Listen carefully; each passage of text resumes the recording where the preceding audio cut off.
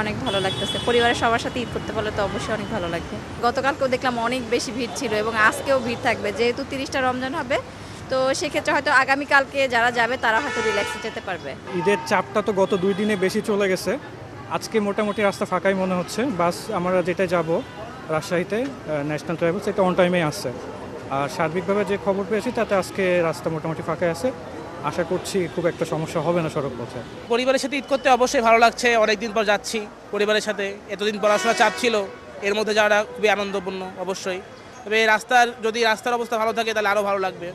এখন এটাই ডিপেন্ড করতেছে কতক্ষণে যাওয়া যায়। প্রতিবার ঈদের টাইমে যাওয়া হয় অ্যাজ এক্সপিরিয়েন্স, যেটা আমার কাছে জানা যায় সব সময় যে এই সময়টা অলওয়েজ জ্যাম থাকে, বিশেষ করে টাঙ্গাইল এরিয়ার দিকে অলওয়েজ জ্যাম থাকবেই।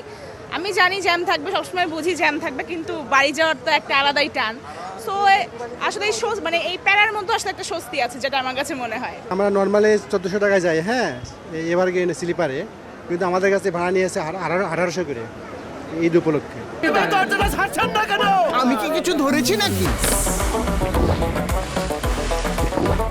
আপুটা আপনাকে চেক আউট করছে। জাস্ট কুল থাকুন।